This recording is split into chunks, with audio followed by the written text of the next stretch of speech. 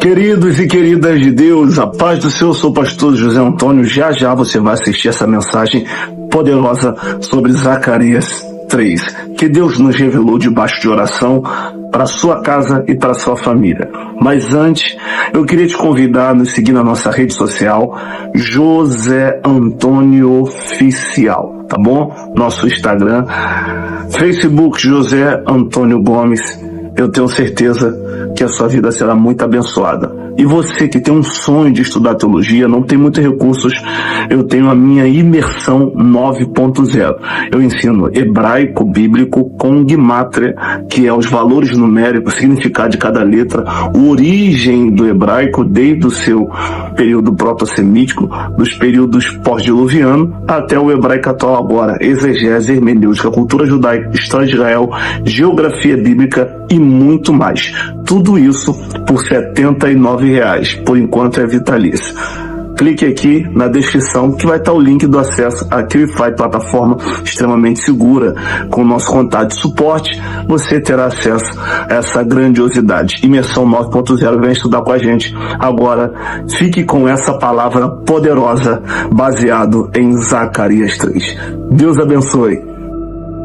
Zacarias capítulo 3, por favor, leremos esse capítulo, que é muito importante para a nossa interpretação, que está escrito: E me mostrou o sumo sacerdote Josué, o qual estava diante do anjo do Senhor. E Satanás estava à sua mão direita para se lhe opor. Mas o Senhor disse a Satanás: O Senhor te repreenda, ó Satanás. Sim, o Senhor te repreenda. O Senhor que escolheu Jerusalém te repreenda. Não é este para mim um tição tirado do fogo? Ora, Josué estava vestido de vestes sujas diante do anjo. Então falando, ordenou, um pouquinho só mais baixo, tira o piano que conforta mais, um pouquinho só mais baixo. Então falando, ordenou aos que estavam diante dele, dizendo: Tirai-lhe estas vestes sujas.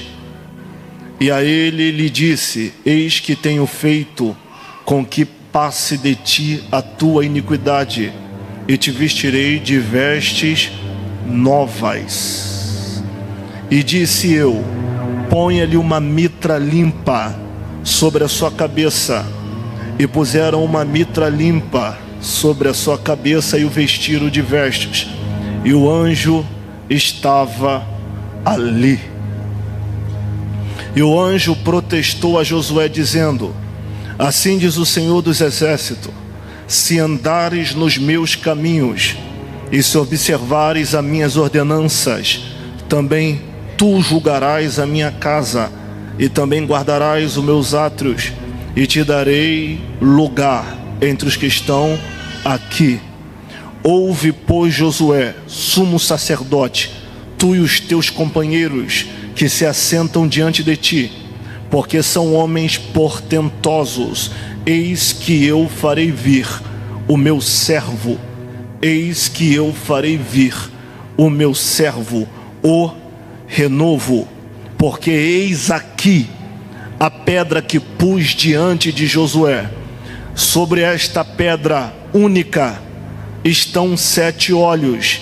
Eis que eu esculpirei a sua escultura, diz o Senhor dos Exércitos, e tirarei a iniquidade desta terra em um só dia. Olhe para cá, me dê sua atenção. Preciso de 15 minutos da sua atenção. A gente vai viajar só um pouco na história, e a seguir eu aplico tudo que Deus tem para nós. Olhe para mim.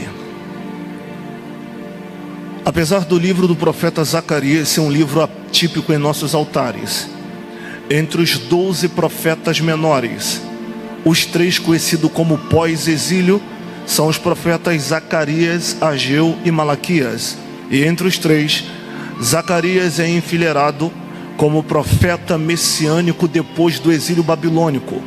Logo, o livro de Zacarias se torna uma ponta tanto extraordinária ao ponto de Deus interpretar a Zacarias o fim das coisas que hão de vir.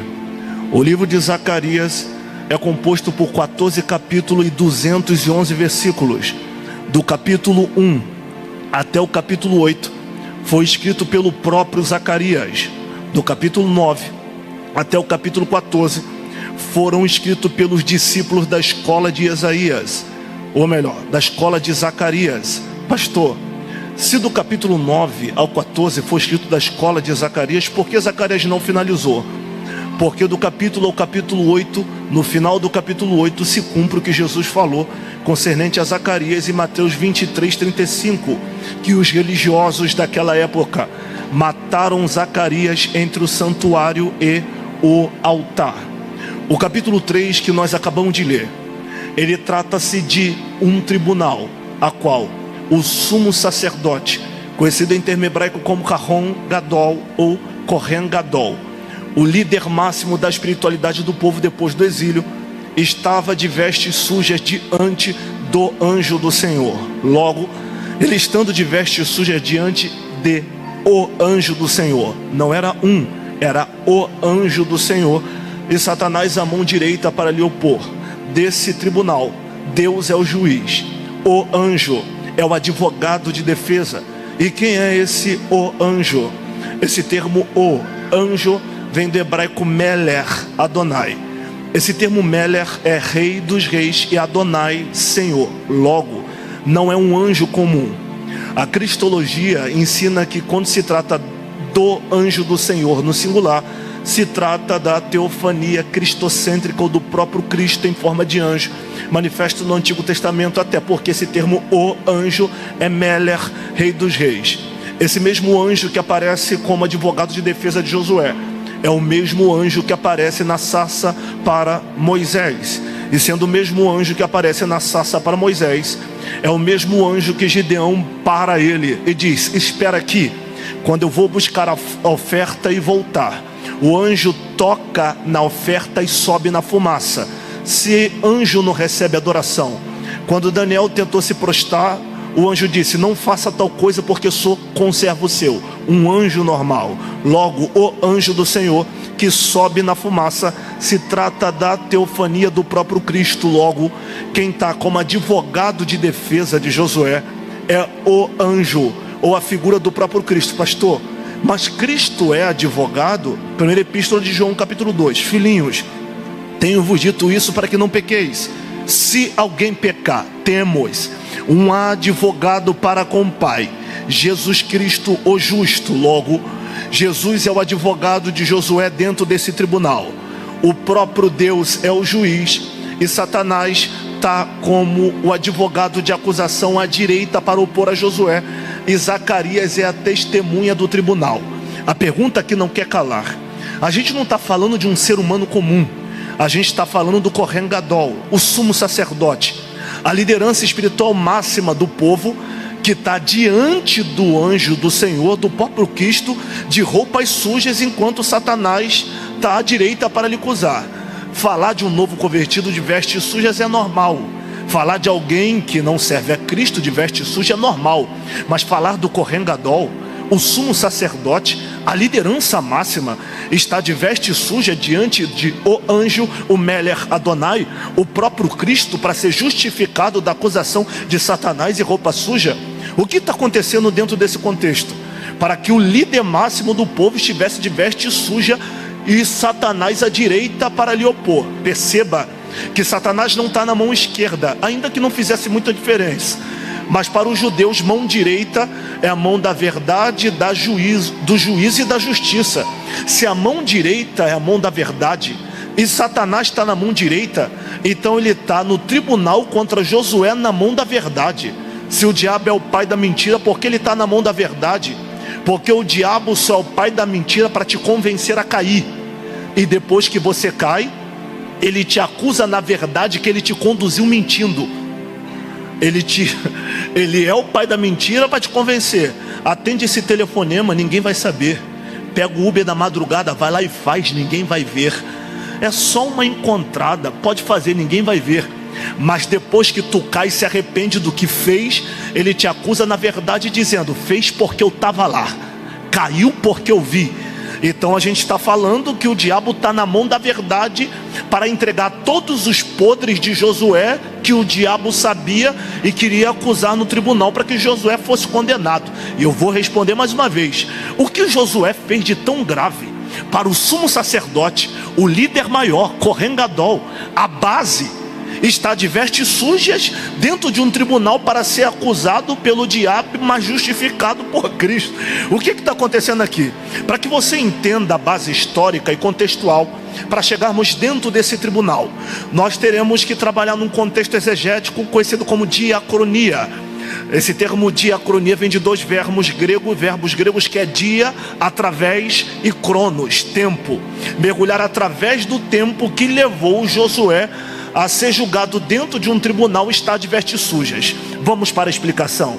Tudo começa na queda da Babilônia. Na verdade, Deus colocou a Babilônia como um método de correção do povo judeu que havia transgredido o altar e, andando em iniquidade diante do Senhor, se afastou.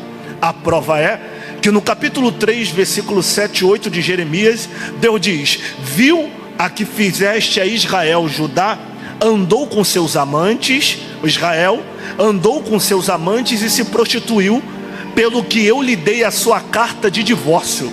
Vendo a aleivosa Judá, também se adulterou e se afastou de mim, pelo que deixaram os meus atos. Deus está tão indignado com o pecado do norte e do sul, que em Ezequiel 23, Deus confirma o que Jeremias disse no capítulo 3, chamando o reino norte de Olá e o reino sul de Olibar, as duas prostitutas que prevaricaram. Por que Deus está chamando tanto o norte quanto o sul de prostituta? Porque tanto Israel quanto Judá viviam uma vida sofista. Esse termo sofisma, que vem do grego, que significa aparência de verdade com a vida mentirosa. No dia da festa da Páscoa, eles tinham veste no pé de santidade e roupa branca, mas quando a Páscoa acabava, tinha uma vida imunda e não vivia no culto aquilo que vivia lá fora. Dentro era santo, mas fora era profano, ao ponto de Deus chamar Ezequiel no capítulo 8, dizendo: Ezequiel, vem comigo. E pegou-me pelo cabelo da minha cabeça, me levou até o portão oriental e disse: o que tu vê? Ah, Jeová, me perguntar o que eu vejo? Eu sou filho de Buzil, sacerdote. De 2 a 13 anos de idade eu cresci e sei cada pátio, cada átrio, tudo quanto é ornamentação está na ponta da minha boca, porque eu sou filho de sacerdote, cresci para ser sacerdote. Aí Deus diz: você está vendo esse buraco na parede? Tô. Você já viu ele antes? Não. Enquanto eu habitava aqui, tudo era bem normal. Então por que dentro do cativeiro o Senhor está me fazendo ver buraco? Não só veja, cava o buraco. O que tu vê? Eu vejo uma porta. Abre a porta. O que tu vê? Eu vejo os 70 líderes sacerdotais se prostituindo e as mulheres clamando a Tamos. Então está vendo, Ezequiel, porque eu te exilei? Eu estou te exilando porque a sua liderança mostrava que era liderança na frente do povo, mas por trás da porta secreta se prostituíam. O que eles pregavam, eles não viviam. Tinham aparência de santidade, mas vida mentirosa. Pelo que eu levantei a Babilônia para corrigir, trazê-los para perto de mim e tirar-os dele tudo aquilo que fazia o meu povo se tornar imundo. Mas assim como Deus colocou o cativeiro para trazer o povo de volta, Deus também avisou através da boca de Jeremias que o cativeiro ia acabar e duraria 70 anos. Aonde cumpre os 70 anos do sofrimento do povo judeu? Jerusalém passou por 3 deportações. A primeira no ano 605, que no período do rei Josias foi levado Daniel, Ananias, Misael e Azarias. 7 anos depois, 597, aonde foi levado Ezequiel, os pais de Radassa e os valentes, como boieiro, ferreiro e carpinteiro, que está em 2 Reis 24:15. A última leva 11 depois, concluindo 18 anos de deportação, ano 586, aonde toda a cidade é incendiada, os muros caem e os povos são assassinados, cumprindo a profecia da visão de Abacuque. Ainda que a figueira não floresça, Abacuque viu a cidade queimando. Ainda que o campo não produza mantimento, por causa da queima dos muros da cidade e de toda a agropecuária, o fruto da vide ia mentir por causa da queima que secaria o solo. As ovelhas das malhadas seriam arrebatadas dos currais. Toda a economia acabaria. Exportação de gado, exportação de lã, exportação de tenda, exportação de sandália, Jerusalém ia quebrar. Abacuque profetizou 60 anos, mas ninguém deu ouvido. Mas só que Deus levanta Yermiahu, Jeremias, para dizer: o cativeiro vai acabar. Aonde começa o fim do cativeiro e o cumprimento da visão do profeta Jeremias? No ano 539, Ciro Grande vai invadir a Babilônia. Para a gente entrar, em Zacarias capítulo 1, eu preciso explicar isso aqui para vocês rapidamente. O que aconteceu para que Ciro Grande invadisse a Babilônia? A Pérsia já é uma previsão do próprio Deus. Você lembra de Daniel capítulo 7? As visões da noite de Ezequiel, ou melhor, de Daniel, as visões da noite de Daniel. A Bíblia diz que Daniel tem uma visão de noite e ele vê 4 grandes animais e terríveis. O primeiro animal é um leão com asas de águia, até que o coração do leão foi transformado em coração de homem, o seu tempo passou. E ele diz: o segundo animal espantoso é um urso que tem 3 costelas na boca, e foi-lhe dado a ordem: devora muita carne. O grande doutor Abraão de Almeida diz que esses 3 ossos e costelas são o império da Lídia, da Média e da Pérsia, que se unificaram para dominar a Babilônia. Pastor, então a Pérsia sozinha não conseguiria invadir a Babilônia? Não, eles teriam que montar uma estratégia para invadir a Babilônia. Por que teriam que montar a estratégia? Porque a Babilônia é a cidade mais fortificada do mundo antigo. Não existia império mais poderoso do que a Babilônia. Quer ver? O doutor Abraão de Almeida, na literatura Babilônia ontem e hoje, ele diz que a Babilônia, nos períodos de Nabucodonosor, tinha 576 quilômetros quadrados. Ela era tão grande que só de altura as muralhas tinham 108 metros. Os muros eram tão largos que tinham 25 metros de largura, equivalente a uma rodovia com 6 pistas. 4 carruagens fortemente armadas caminhavam por cima dos muros, um do lado do outro. E não bastando isso, a Babilônia tinha 8 pontes elevadiças com 8 pontos de entrada. Como eles foram construídos em cima do rio Eufrates, quando chegava a noite, as 8 pontes elevadiças levantavam e os grandes navios de Babilônia, como Isaías diz, se preparavam para a guerra. E a 86 quilômetros ao norte tinha um muro externo de Babilônia. Que muro externo é esse? Era a elite do poder bélico de Babilônia, onde se cumpriu o Salmo 137. Junto aos rios de Babilônia nos assentamos e choramos, lembrando-nos de Sião, porque no salgueiro que nela há penduramos as nossas harpas, porque quem nos levou cativo nos pediu uma canção. Mas como entoaremos um dos cânticos de Sião em terra estranha? O poder bélico, a guarda armada. Então Ciro sabia que não dava para invadir. Primeiro, como vai entrar numa cidade que tem 108 metros de altura? Como vai invadir uma cidade que tem 25 metros de largura? 4 carruagens poderosamente armados, uma do lado da outra, caminha por cima. E quando beira 5 horas da tarde, 8 pontes elevadiças sobem, não tem como invadir. Qual vai ser a sua estratégia? Então o urso de Daniel 7, conhecido como Ciro, se une com a Lídia e com a Média e monta uma estratégia militar. Qual é a estratégia militar que Ciro vai montar, pastor José? A estratégia é que a Babilônia tem uma fragilidade. Se você dobrar atenção para isso aqui. Qual é a fragilidade da Babilônia? Ela festeja durante 7 dias uma entidade conhecida como deusa Instar. A deusa Instar é a deusa do amor, da fertilidade, da sexualidade. São 7 dias que a Babilônia entra em extrema orgia e um culto sagrado a Instar. Homem com homem, mulher com mulher fazia sexo, adultos se prostituía com crianças. Você lembra de Ezequiel 24:15, quando Deus diz para Ezequiel: arrancarei o desejo de seus olhos como um golpe, não faças luto, não coma pão do luto. E falou-me Deus de manhã, à tarde a minha esposa foi assassinada. Sabe por que a esposa de Ezequiel foi assassinada no ano 586? Porque a deusa Instar é a deusa dos muros. E todas as vezes que a Babilônia invade uma cidade, para a Babilônia significa que a deusa dos muros deu a cidade. Então, em culto a essas deusas, ele pega as mulheres dos sacerdotes e dos soldados, faz sexo com ela em praça pública, em forma de adoração a essa entidade, porque é cultural. Só que a esposa de sacerdote, quando tentou tentou relutar contra o estupro dos babilônicos, ela diz: arranca minha cabeça, mas ninguém vai tocar na esposa de um sacerdote. Ela prefere morrer do que perder sua dignidade na mão de uma imunda Babilônia. Babilônia, por Abraão de Almeida, tem 12 prostíbulos e em 7 dias entra em orgia, carnalidade, prostituição, homem com homem, mulher com criança. Aí Ciro se ajunta com a Lídia, a Média e a Pérsia e diz: só tem um jeito, e eu não sei quem vai adorar, de invadir a Babilônia. Qual é o jeito de invadir a Babilônia, Ciro? Você lembra que a Babilônia foi construída em cima do rio Eufrates? Tem 8 pontes elevadiças, tem um rio em volta dela, esgotos do centro da cidade saem pelo rio. Então a gente, na madrugada da orgia na Babilônia, vamos pegar pedras e madeiras e fechar o curso do rio Eufrates. Fechando o curso do rio Eufrates, o rio da Babilônia vai secar. Como as lâmpadas, que são as lamparinas, só acendem em cima, à noite vai ficar escuro. Então Lídia, Média e Persa entra pelos aquedutos. Quando chegou a noite, a cidade numa nefanda orgia, Ciro fecha os aquedutos. Enquanto Ciro está fechando os aquedutos, Belsazar, depois de 7 dias de festa, ele quer fazer um culto diferente. Por quê?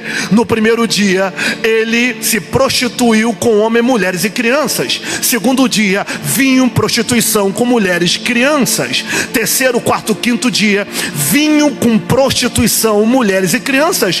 Mas no 7º dia, no último dia da festa, ele extrema êxtase por causa da embriaguez. Ele diz: eu não quero beber um vinho puro, eu quero beber um vinho santo. Como assim um vinho santo, Belsazar? Meu pai Nabucodonosor não trouxe os utensílios sagrados da Babilônia? Então pega vasos de prata, vasos de ouro, que toda a nossa festa, a nossa garotada vai se prostituir, mas vai fazer uma prostituição santa. Com a mão no sagrado a gente se deita com as prostitutas, e com a mão no sagrado a gente se prostitui.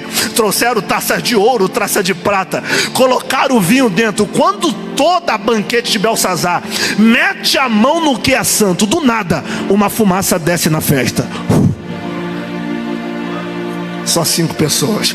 Uma fumaça desce na festa. Quando a fumaça desce na festa, um formato de mão de homem, o que ele pode ver entre as visões turvas, começa a escrever na parede. Quando escreve na parede, diz o texto que a conjuntura dos seus lombos relaxaram, a sua cintura ficou mole. Agora o rei poderosão, que gostava de deitar com a mulher dos outros, agora está com a perna tremendo, um joelho batendo no outro. A esposa dele, porque mulher, quando tem oportunidade, gosta de jogar na cara o que a gente faz no passado. Na oportunidade dela, ela joga na cara dele e diz: ué, tá tremendo por quê? Pelo que está escrito? Isso aí eu só vi nos escritos de Daniel. Ele tem o espírito dos deuses e chama Daniel. Ele diz: Daniel, tu ainda é o mesmo. Os biblicistas, cadê? Tu ainda é o mesmo. Tu é ainda daquele tempo de Nabucodonosor, que tem o espírito dos deuses excelente. Sabe o que está escrito aí? Meu rei, como você não foi como Nabucodonosor, que no final da vida deu glória ao Deus dos céus, terá que comer capim como ele, crescer pelos como de animal e pastar no meio dos animais para poder aprender, mas não vai dar tempo para você. O que está escrito aí é mene, mene, pesado, pesado, Pérez, foi medido e arrancado de ti o teu reino. Hoje, face, hoje o teu reino acaba. Enquanto Daniel ainda é interpretável, não sei se tem biblicista para pegar isso aqui lá em cima e, se possível, voar dessa cadeira. Enquanto Daniel ainda interpretava, Ciro já estava do lado de fora, pegando pedras, fechando o rio Eufrates, os soldados entrando pelos aquedutos, chegando no meio da cidade, neutralizou os soldados que trocaram espada por meretrizes, trocaram lança por prostituição, entrou dentro da cidade, matou o grande rei Belsazar, e Daniel saiu vendo a morte de Belsazar ainda em vida. Pastor, e aonde começa a história de Zacarias, que eu quero saber? O senhor está 24 minutos contando a história da Babilônia para chegar aqui, e não chega não? Chegou.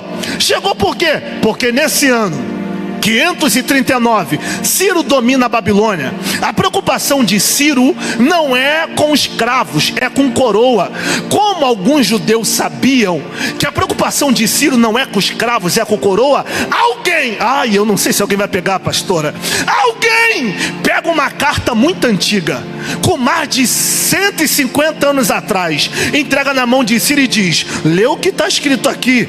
Trazem diante do rei os livros de Isaías, capítulo 44, versículo 28. Quando Ciro lê, ele estremece e cai de joelho. Por que ele estremece e cai de joelho? Porque o que está escrito no 44, verso 28 é: o que digo de Ciro? Ele é meu pastor e fará tudo o que me apraz.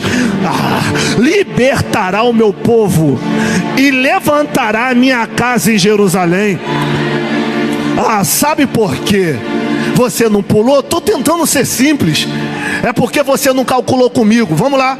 Isaías foi brutalmente assassinado. Segundo Stanley Orton, que escreve a biografia, Isaías, o profeta messiânico, ele foi assassinado no ano 681, a mando de Manassés. Cerrado ao meio, Isaías foi. Ano 681. Vamos fazer a soma muito exata aqui. 681, Isaías foi cerrado ao meio. 538 pegam um livro de Isaías e colocam diante de Ciro. E se a gente fizer uma soma bem rápido, de 681 menos 538 resta 143. Logo, esse escrito de Isaías foi escrito 143 anos antes do nascimento de Ciro. Não foi? Vamos lá, Osana.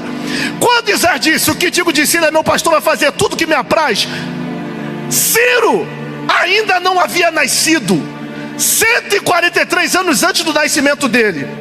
Quando ele lê um escrito acerca dele, com mais de 143 anos no passado, vem Esdras capítulo 1, para que se cumprisse o que foi falado na boca do profeta Jeremias. Deus tirou o sono de Ciro, e Ciro se levantou e entregou uma carta para os judeus: quem está na Babilônia pode voltar para Jerusalém, porque o Deus dos céus me deu os impérios na palma da minha mão e está me pedindo uma casa. Quem é de Jerusalém pode voltar. Sendo que tinha quase 1 milhão de judeus na Babilônia, só 50 mil vai voltar, a mando de Zorobabel, Ageu e Zacarias. Pega isso aqui. Mas só que Ciro diz: quem é para voltar pode voltar, mas tem um porém. O mesmo livro de Isaías vai pegar. O mesmo livro de Isaías, que foi escrito há mais de 143 anos atrás, falando do meu governo, também está escrito lá que da linhagem de Davi nascerá um rei, que colocará todos os reinos debaixo de seus pés. Como esse rei vai vir da linhagem de Davi? Zorobabel, filho de Sealtiel. Ele não pode voltar como líder de vocês. Por que não? Porque Zorobabel é sangue puro, é da linhagem de Davi, vai ser ameaça para o meu reino. Já que Zorobabel não pode ser o líder, Ciro, quem vai liderar o povo em Jerusalém? Sumo sacerdote Josué. Deixa eu botar esse copo aqui, que quando esquenta, sumo sacerdote Josué. O sumo sacerdote Josué vai liderar? Sim. Dr. Brodus David Halley, um dos maiores intérpretes do Novo Testamento e do período interbíblico, ele diz que Ciro coroa Josué, o sumo sacerdote, como rei sacerdote, líder do povo. Quem era para ser o líder? Zorobabel. Mas quem Ciro faz o líder para não ter uma ameaça política? O sumo sacerdote. Vem cá, lembra do período de Cristo? Anás e Caifás é o sumo sacerdote. Não tem rei de linhagem de Davi. Isso começou no período de Zorobabel. O rei sacerdote vai ser o líder do povo. No ano 538, o sumo sacerdote Josué volta como rei sacerdote e líder do povo.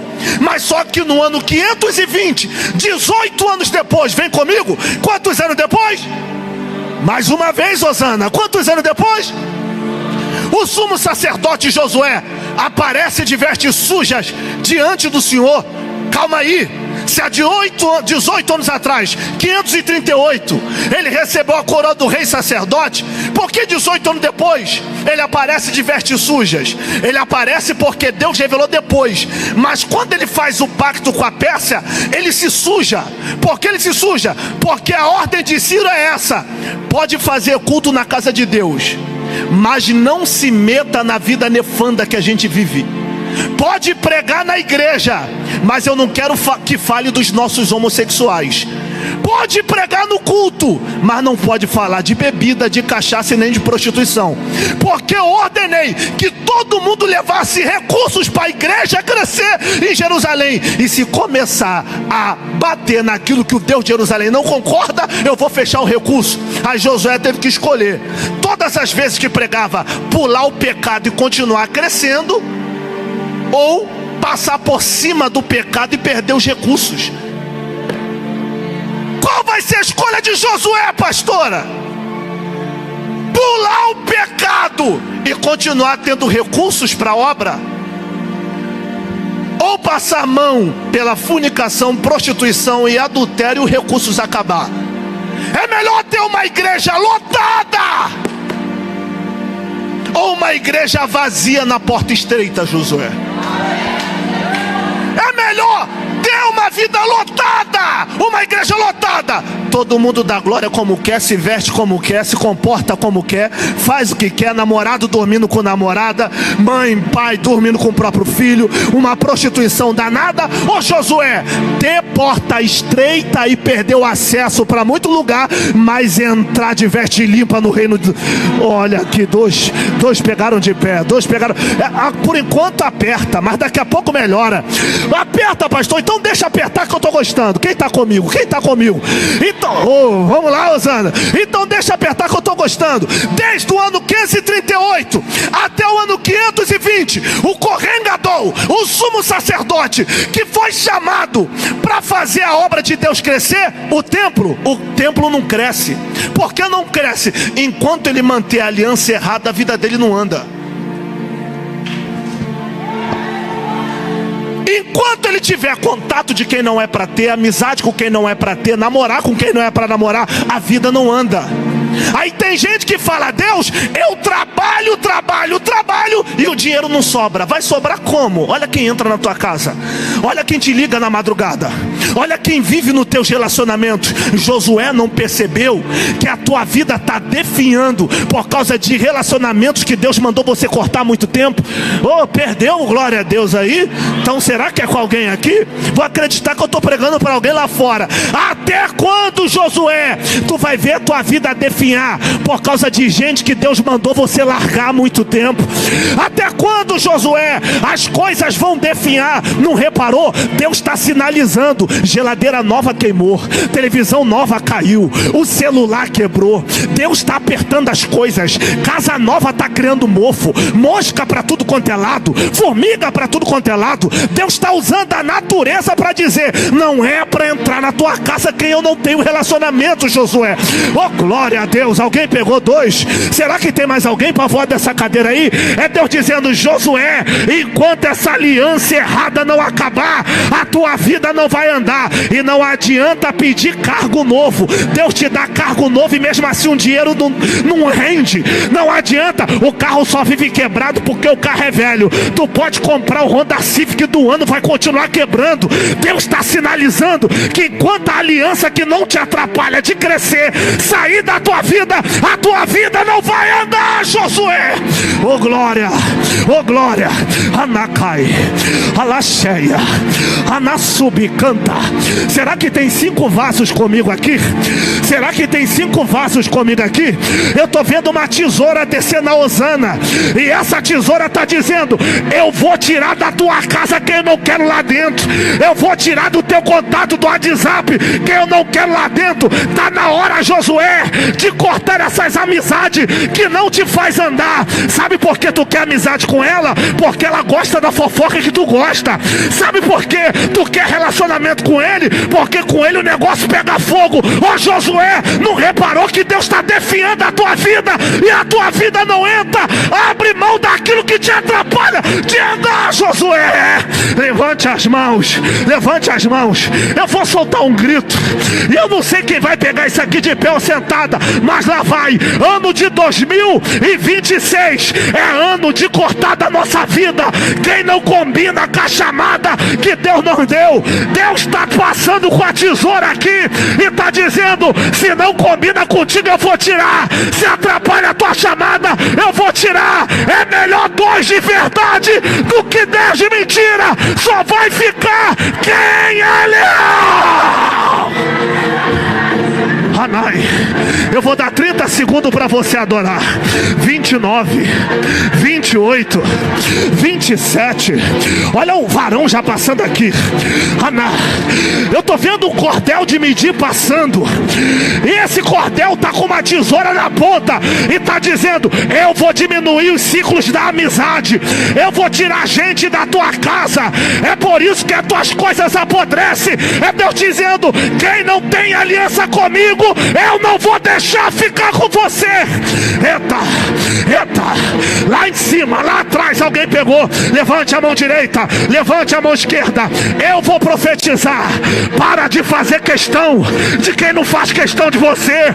Para de querer na tua vida quem Deus não quer que fique. Para de querer perto quem Deus que vê longe.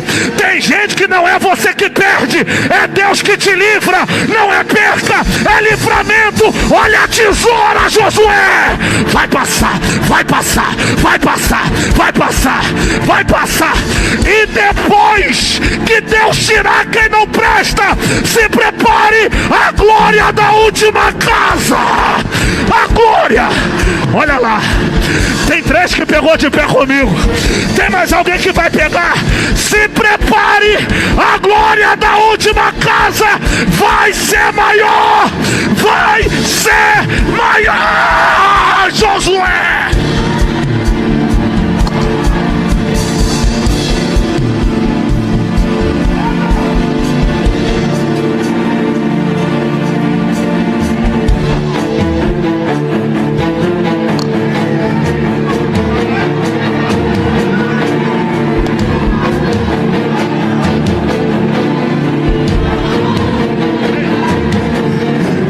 Do lado de cá comigo, tem outra do lado de lá comigo. Tem gente ali, cate a mão de quem está do teu lado. Cate a mão, cate a mão, cate a mão. Diga para ele: sabe por que Deus tirou muita gente da tua vida sem te avisar? Porque tem gente que sorria para você na tua frente, mas falava de você nas tuas costas. Ano de 2026 é ano de seletividade. Eu vou gritar para alguém pegar de pé como aquela irmã. Para de trazer para 2026 quem Deus mandou deixar em 2025. Gente que não merece vai ficar para trás. Josué!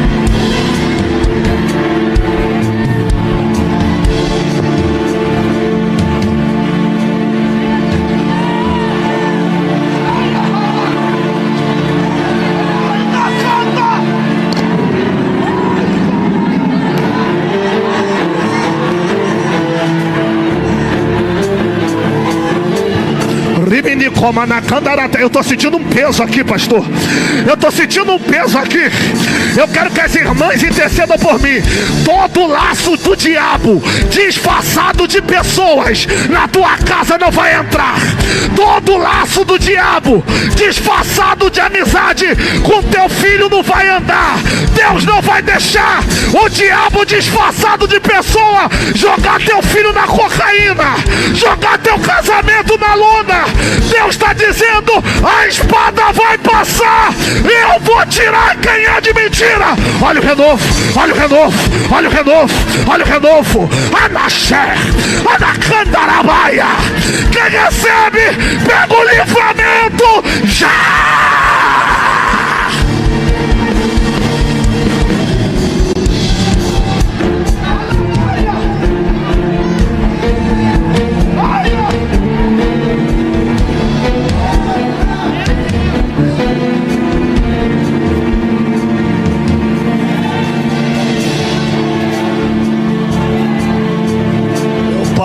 hoje?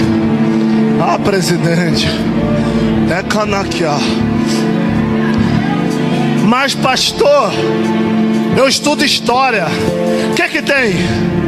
Nos 18 anos que Josué estava de vestes sujas, sabe por que a obra parou e a vida não andou? Porque os samaritanos fingiram ser amigo e avisou a Tatenai, para Tatenai o peça se opor contra a obra. Então quer dizer que a inveja dos samaritanos é desculpa para você não largar quem Deus mandou você largar. Quer dizer que tu vai jogar na conta: não andou porque é muito olho grande, não tá andando porque eu contei o que não era para contar, não tá andando porque eu não falei. E pode maldição contra Jacó? Tu acha que inveja vai te impedir de fazer crescer? Tu acha que fofoquinha vai te impedir de andar? Meu filho, o problema não tá na fofoca, o problema tá nesse relacionamento tóxico que não te deixa evoluir. Jesus está dizendo: para tua vida andar, Josué, não tem capeta, não tem demônio, é só tirar da tua casa quem não é para entrar, é só tirar do teu ciclo quem eu não quero lá, Josué. Quando eu nem comecei.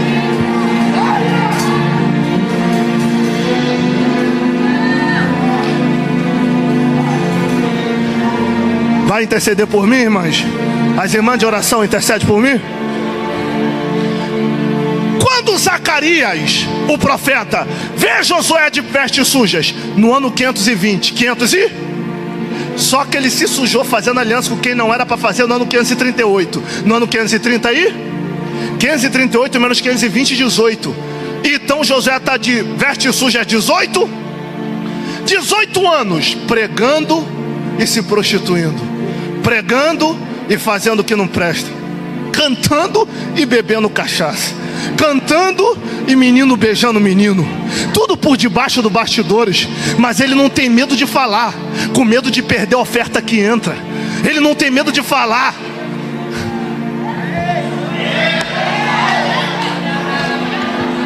Ele tem medo de falar, porque ou vê a igreja cheia para sair na foto, ou vê a igreja vazia sem ser requisitada. E aí, Josué, o que você quer? Céu ou igreja lotada?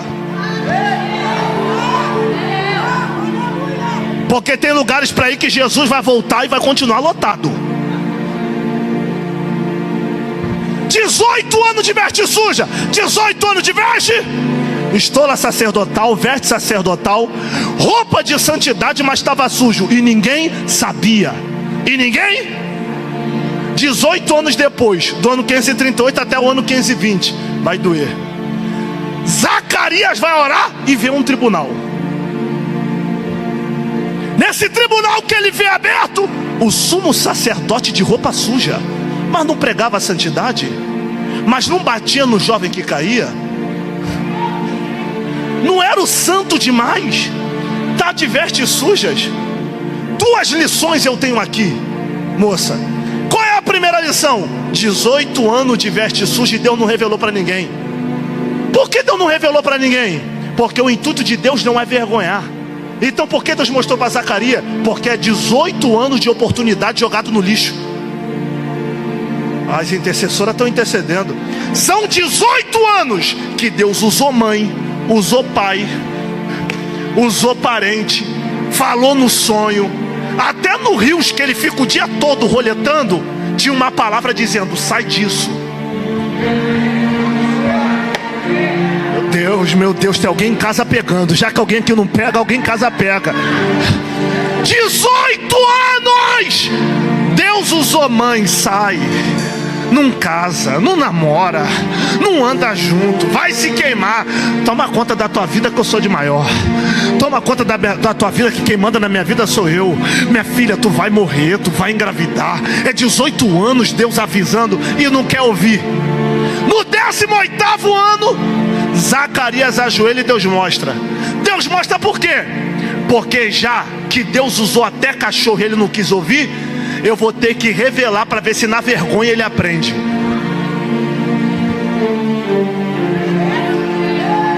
Pastores, Deus nunca quis envergonhar ninguém. Quando chega na fase de sair com o cara na internet de começar a vazar prints no status, de começar a vazar as coisas no telefone dos outros, é porque Deus já está saturado. Fez a primeira, Deus falou, não ouviu. Fez a segunda, aí virou apóstata. Eu prego, o negócio ainda vira. Eu canto, o negócio ainda anda. Eu faço, eu dirijo a igreja. Aí Deus está dizendo: Josué, é 18 anos te avisando. Já que você não quer ouvir, eu vou ter que revelar para alguém poder te parar, para alguém poder dizer o que eu não estou aguentando mais. Cá para nós, até quando Deus vai ter que usar as pessoas para te dizer o que você tem que fazer, se você já sabe o que tem que fazer? Meu Pai, me segura, Jeová, me segura. Estou estreando essa mensagem hoje, Jeová, calma aí. Até quando Deus vai ter que revelar às pessoas coisas que você sabe que tem que fazer? Precisa as pessoas ficar especulando? Deus já está falando, larga.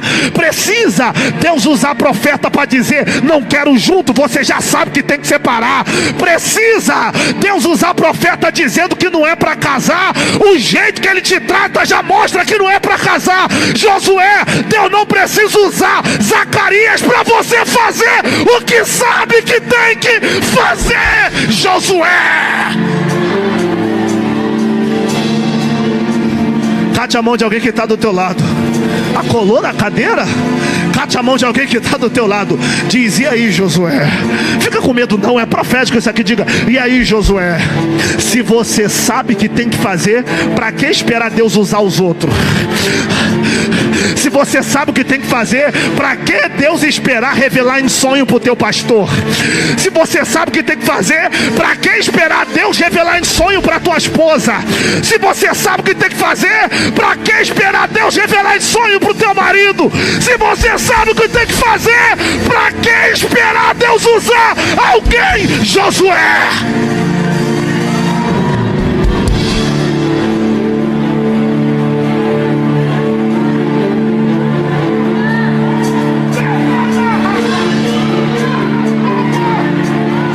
tô tampado de Jeová aqui. Alá canta na cheia.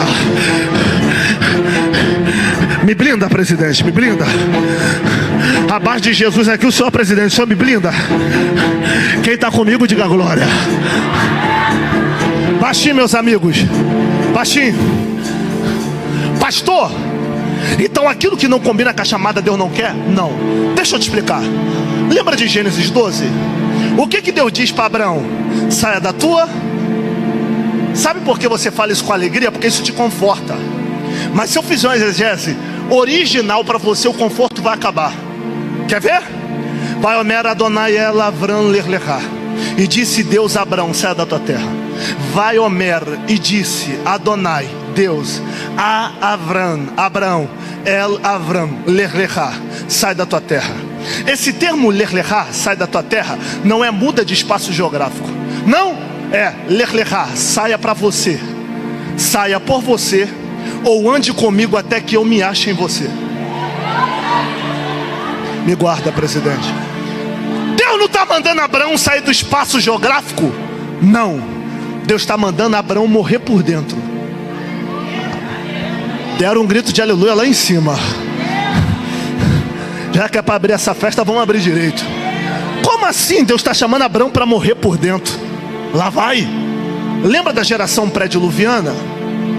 Dr. Jacob Isaac, judeu, que escreveu a literatura Nosso Povo, Nossa História, diz que a geração pré-diluviana se prostitui tanto que eles adoram vento, pedra, pau, madeira, formam imagens como quer para adorar. Homem se deita com homem, mulher se deita com mulher, adulto se relaciona com criança. O cara engravidava a própria esposa para gerar uma menina para fazer uma amante. E se fosse menino, deitava com o próprio filho como se fosse mulher. Então um homem deitar com o outro na geração pré-diluviana é normal. E lá vai. Deus vê graça a Noé e diz: eu vou acabar com a farra. Vai acabar com a farra como? Noé constrói uma arca. Só que quando a arca pousa no Monte Ararat, Noé tem uma crise existencial. Imagine você que via todo mundo e agora está numa terra sozinha, sem ninguém.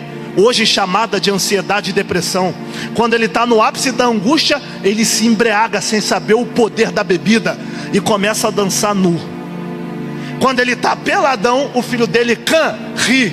Mas só que a tradução da Septuaginta, para tirar o peso, ela diz Cã riu. Só que Jacob Isaac traduz no hebraico, tá assim: Cã desejou. Vem cá, me explica na lógica.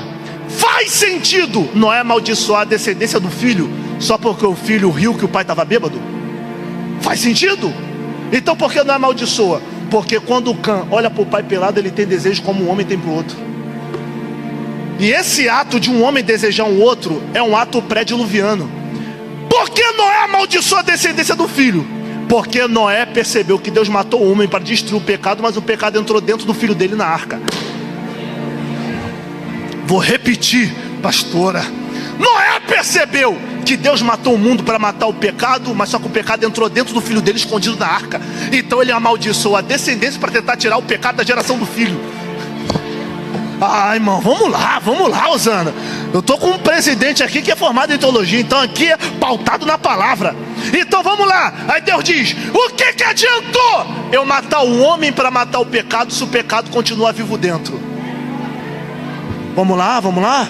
O que adiantou eu matar a humanidade para matar o pecado, se o pecado continua vivo dentro? Então o que você vai fazer? No meio de uma geração pecaminosa, eu vou convidar um homem para morrer por mim. Porque se o problema está dentro, eu não vou chamar para morrer por fora, eu vou chamar para morrer por... Vai Omer Adonai El Avram Lechlechá, e disse Deus a Abraão: saia para você. Ou seja, ande comigo até você morrer por dentro. Ah, era para você, voar daí, estou sentindo que eu estou sozinho. Presidente, qual é a vantagem na chamada de Abraão? Nenhuma. Larga uma empresa rica de Terá, que era de fábrica e imagem. Quando sai, primeira coisa, fome, Betel e Ai. Segunda coisa, perde a mulher no Egito. Terceira coisa, se afasta de Ló. Quarta coisa, guerra contra 5 reis. Quinta coisa, perde a esposa de novo para Abimeleque. Que chamada dessa que só me faz perder? É que a intuição não é te fazer perder, é te fazer morrer. Ai, irmão, vamos lá, Osana. Depois, pastora, de passar pela fome, perder a mulher para Faraó, perder Ló, guerra contra 5 reis, perder a mulher para Abimeleque, o rei de Gerá. Aí depois Deus diz: anda na minha presença e ser perfeito. Calma aí. Se Deus queria que ele andasse na presença e ser perfeito, por que quando chamou não disse? Esperou quase 20 anos para dizer. É porque eu não podia dizer andar na minha presença e ser perfeito se dentro dele estava vivo o que não combate comigo, o que não bate comigo, o que não compete a mim. Como é que eu vou dizer anda na minha presença e ser perfeito se está cheio de carrapicho que não combina comigo? Então primeiro eu vou arrumar a casa dele, que é a vida, para depois que eu habitar no ambiente limpo, agora anda na minha presença. Por quê? Porque quem te olha me vê. O teu jeito de andar é o meu, o teu jeito de vestir é o meu, o teu jeito de pregar é o meu. Ah, você não pegou. Então, se tu quer que eu saia da minha terra para que eu morra para você viver, como eu vou começar morrendo? Vai começar morrendo saindo do meio da tua parentela. Ué, mas por que eu vou começar morrendo saindo do meio da tua parentela? Porque tudo que não combina comigo também não encaixa em você. Ah, se você não deu glória em Josué, vai dar glória agora nunca. Vamos lá. Ambiente que não me cabe, não te cabe.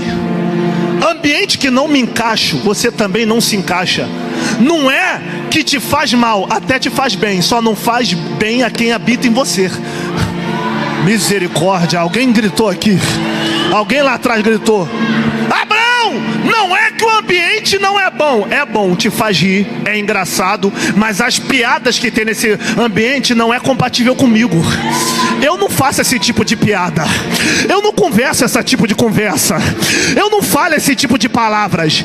Então ainda que te cause conforto, me deixa desconfortável. E se me deixa desconfortável, você não fica. Não reparou, moça? Tem gente que a gente vai amar, vai se apaixonar, vai ser o amor da nossa vida, e Deus vai dizer: separa. Por quê? Porque tudo que te deixa fraco enfraquece a minha glória na tua vida.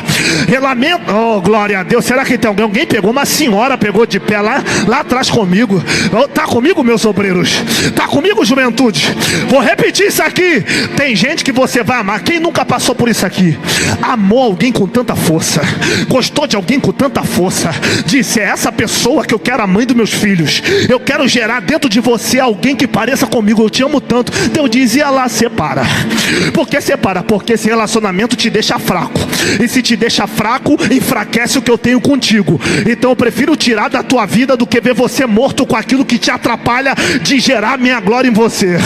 Não pegou? Então vou desenhar. Lembra? Ló, escolhe teu caminho. Se tu for para a direita, eu vou para a esquerda. Se tu for para a esquerda, eu vou para a direita.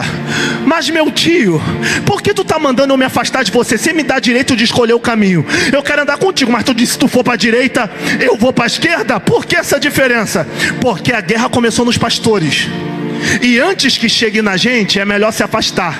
Porque eu prefiro te ver longe vivo do que perto de mim morto.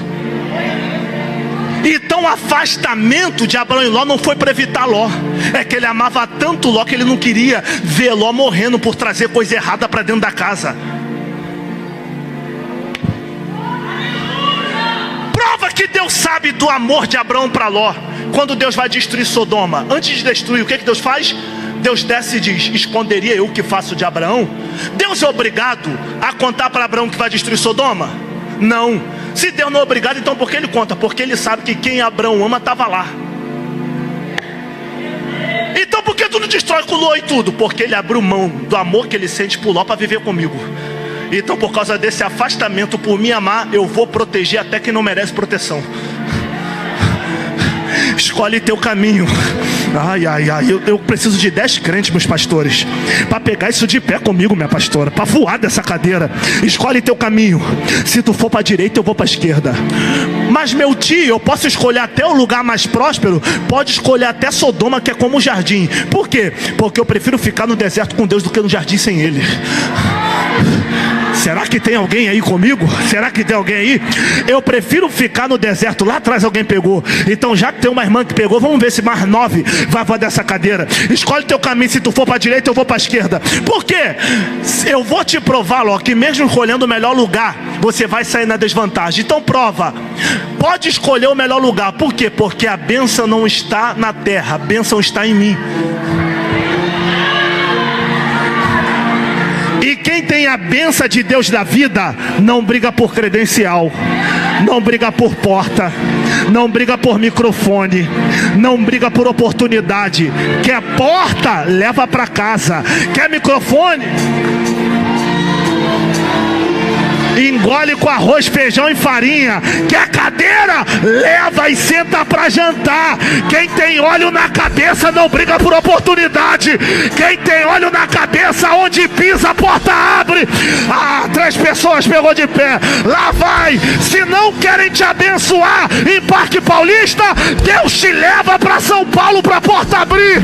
Se em São Paulo a porta não quer abrir, Deus te leva pra Santa Catarina. Se em Santa Catarina a porta não quer abrir, Deus te leva para os Estados Unidos. Meu filho, não precisa brigar. O que é teu te acha.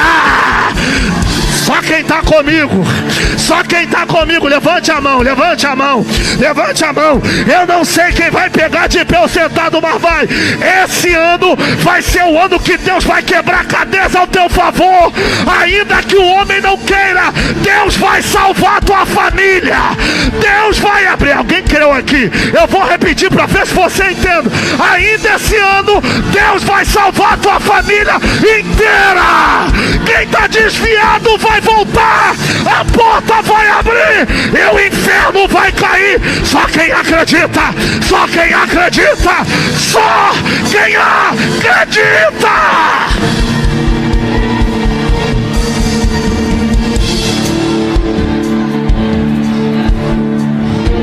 Anacalai. Preciso encerrar. Só me dá mais 5 minutos. 5 minutos para eu encerrar. Quem aguenta ouvir mais 5 minutos, diga amém. Vou cortar muito, mas me ouça mais 5 minutos. Por que o sumo sacerdote Josué está de vestes sujas diante do tribunal do Senhor? Porque o tribunal só abre quando eu decido me arrepender. Olha isso aqui, pastor. Por que ele se arrependeu? Porque o velhinho de 90 anos, Ageu, e diz: por que desejam muito e colhem pouco? Capítulo 1, versículo 9. E o pouco que traz eu sopro. A terra está seca, o campo não produz. Confia em mim, minha é a prata, meu é o ouro. e a glória desta última casa vai ser maior do que a primeira. Josué diz, é 18 anos liderando e a vida não andando. Quando ele bota o joelho no chão, o tribunal se abre. Quando o tribunal abre, Jesus entra para justificar, representando o anjo. Satanás vem à mão direita. Por que Satanás aparece na mão direita? Porque ele é o pai da mentira para te convencer a cair. Depois que caiu, ele te acusa na verdade que te fez pecar mentindo.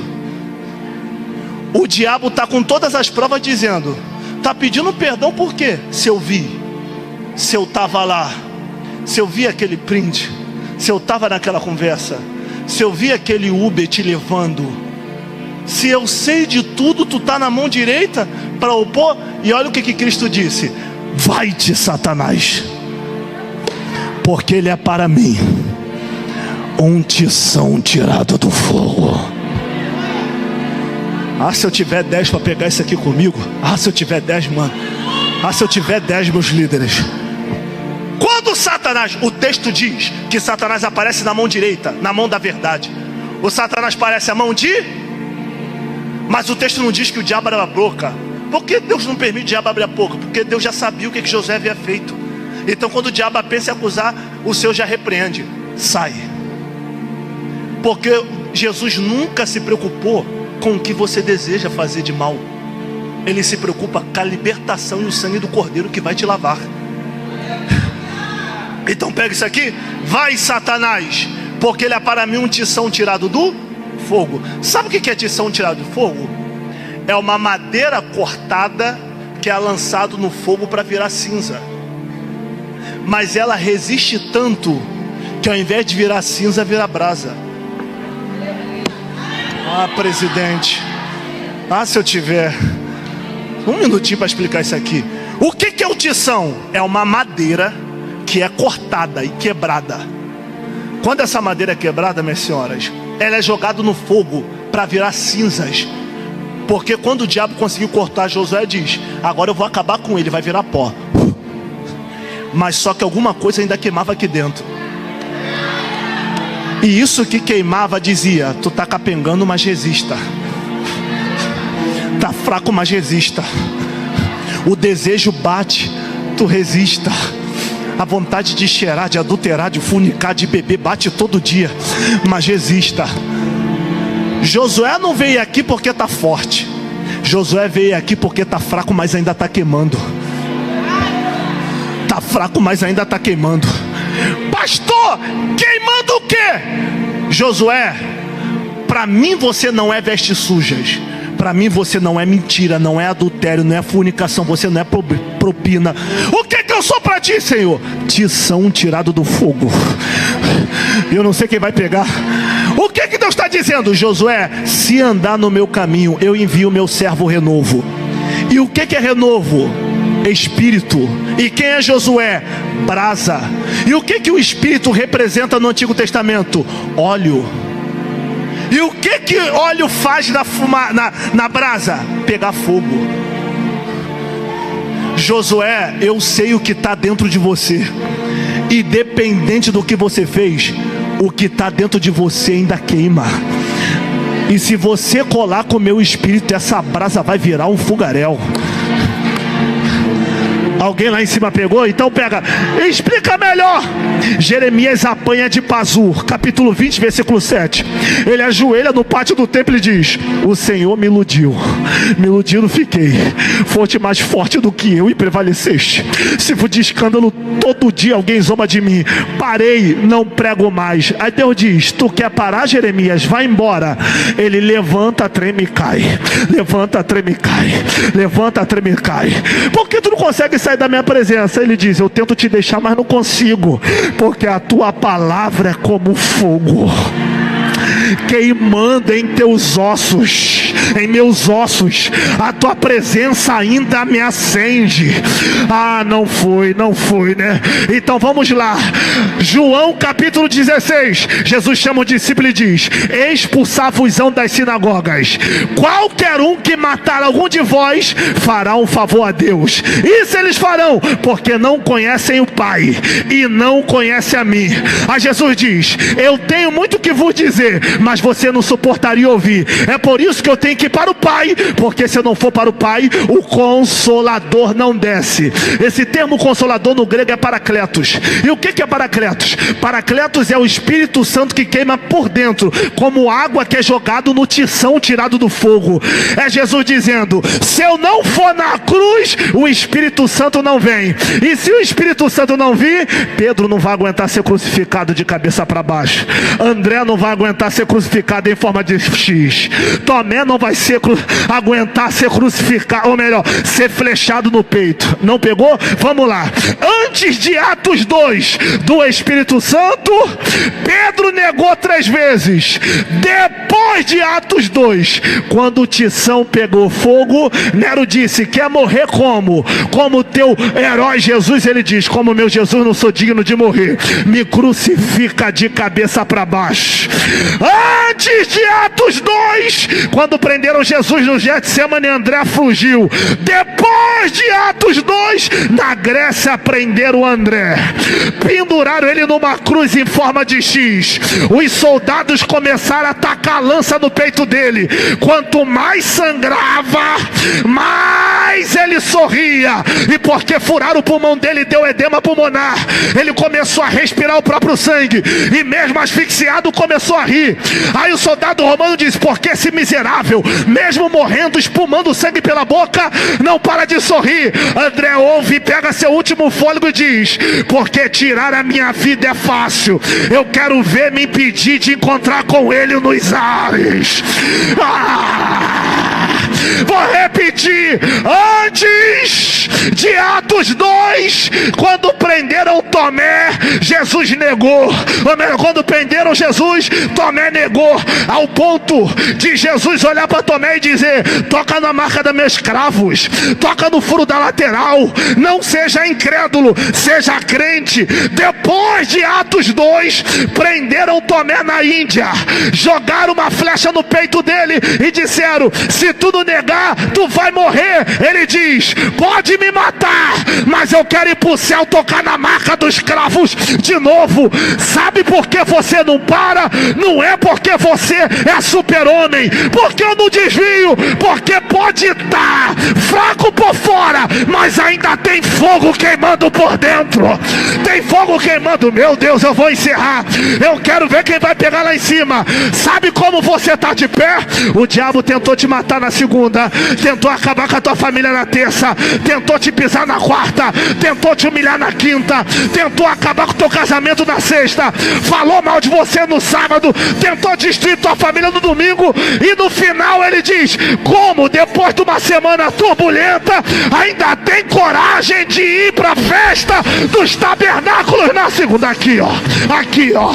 Aí você diz: eu vou quebrado, mas eu vou na guerra, mas eu vou. Como tu tem coragem de ir? Porque eu tô ferido por fora, mas tô queimando por dentro. Queimando. Cadê os tições? Cadê quem ainda queima? Abre a boca pra adorar. Fica de pé comigo, que eu preciso encerrar. Anakalamaia, nascia como nuvem, alacala.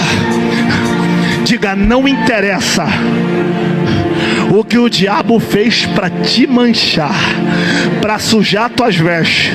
O que te importa é que Jesus não te olha por vestes sujas, ele te olha por fogo que ainda queima. Tá fraco, mas ainda queima. Capengando, mas ainda queima. O diabo tentando te matar, mas ainda queima. Anacantaramacheia, alacolacai. Eu vim pregar para alguém que veio debaixo de acusação, que o inferno veio dizer: tu vai morrer, você caiu, você errou, falou mal dos outros, tua história vai acabar. Jesus diz: não vai acabar, porque o diabo te acusa pelo que tu fez por fora, mas eu te conheço pelo fogo que ainda queima, Josué. Só quem está comigo nessa palavra, eu estou pregando há 1h10, debaixo de autoridade, para dizer: tem vestes novas descendo aqui hoje. Tem vestes novas descendo aqui hoje. Eita! Anakio Radassa! avançar. Eu vim pregar para alguém que o diabo diz: teu ministério já era, tua chamada já era, tuas vestes sujou. Mas Jesus está dizendo: não sujou não, Josué. Você é uma cana quebrada jogado no fogo que ainda queima. Sabe por que você está aqui? Não é porque tu é forte, é porque por dentro ainda queima.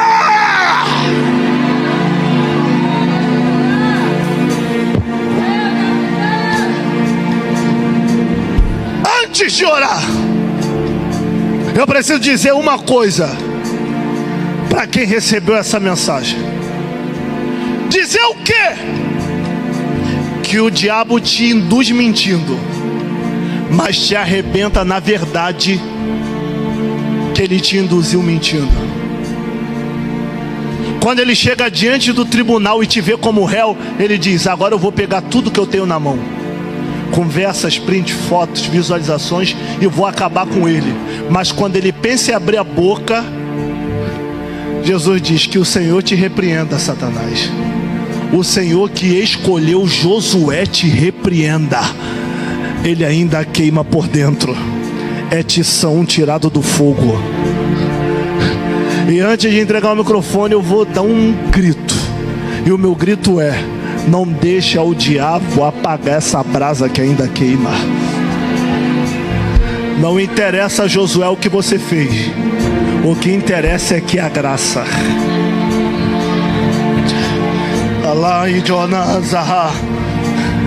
Olha o que Jesus diz para Josué no verso 9: porque eis aqui a pedra que pus diante de Josué. Sob esta pedra única tem 7 olhos, o próprio Cristo. Que eu esculpirei a sua escultura. Vou desenhar no ventre de Maria. Esculpirei a sua escultura. A mão ele vai ser feito no ventre de Maria. Diz o Senhor dos Exércitos: e eu tirarei a iniquidade desta terra em um só dia. Na sexta-feira, Jesus subiu na cruz. E Deus cumpre o que falou. Na morte dele, na ressurreição, no único dia, a iniquidade será jogada por terra, Josué. E eu lavarei as vestes de toda a hosana ao rei. De toda a hosana ao rei. Vou perguntar: tem alguém com coragem de falar: Jesus, eu me afastei, frequento culto, frequento igreja, mas o Satanás está à direita para me acusar, mas o Senhor se levantou como meu advogado e disse: se tu vir aqui na frente, Josué, eu troco essas vestes, ele nunca mais te acusa.